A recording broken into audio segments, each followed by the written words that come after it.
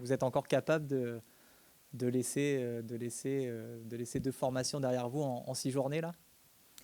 Bah nous, de manière tant que le championnat n'est pas terminé, on va continuer de donner le maximum sur le terrain et aux entraînements. Dans le foot, tout peut aller très vite. Donc, tant que c'est pas acté, que c'est la fin de la saison, on va pas relâcher nos efforts, ça c'est une évidence.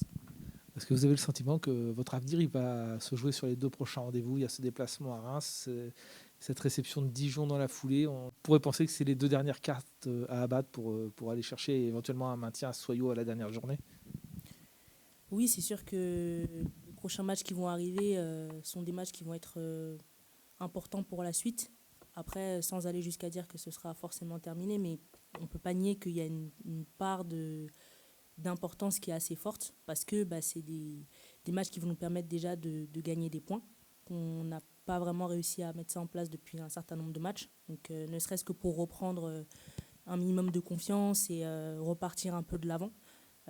Évidemment, c'est 2 matchs qui vont être vraiment importants.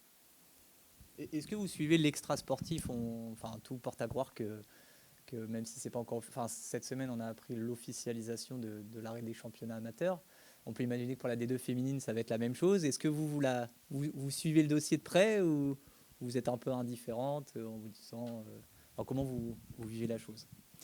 Mais après, on l'a tout entendu évidemment, puisque les infos dans le foot féminin, ça va quand même assez vite. Pour peu qu'on ait des personnes qu'on connaît en plus en D2, enfin voilà, on est quand même au courant qu'en ce moment, c'est un peu en suspens. Par contre, comme le coach le disait, l'administratif, c'est une chose, et c'est une chose qu'on ne maîtrise pas, qu'on ne contrôle pas. Donc, commencer à se raccrocher à des choses qu'on ne contrôle pas, c'est pas forcément ce qu'on a en tête en ce moment. Tant qu'on peut continuer à donner le meilleur de nous-mêmes dans les prochaines échéances, pardon, parce qu'on a la chance, nous, d'avoir un championnat qui continue. Donc, on essaie vraiment de s'appuyer sur cette possibilité de profiter, en fait. Nous, on peut jouer, on peut faire notre métier, en l'occurrence. À nous de donner tout ce qu'il faut lors des matchs à venir.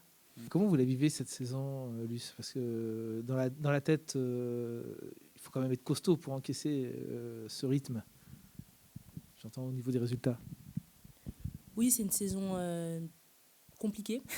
Je, je déteste perdre, mais comme la plupart de mes coéquipières, donc là-dessus, les défaites accumulées, ça fait jamais plaisir. Par contre, j'essaye et on essaye toutes. Je le dis moi parce que c'est moi qui suis là aujourd'hui, mais mes partenaires sont un peu dans le même cas. L'important, c'est d'apprendre de ces défaites-là. C'est-à-dire que, ok, on perd, on perd, on perd, on perd. Et à un moment donné, c'est avoir le bon état d'esprit pour se dire, mais en fait, c'est toujours possible. On a perdu, mais on n'en est pas morte. On en est... Non, c'est que c'est toujours possible. Et finalement, il y a quelques matchs où on a perdu, c'est vrai, avec des gros scores, mais il y a eu des matchs où on a quand même réussi à entretenir un certain espoir qui aurait pu nous permettre d'avoir un autre résultat que celui final, en fait. Donc, voilà.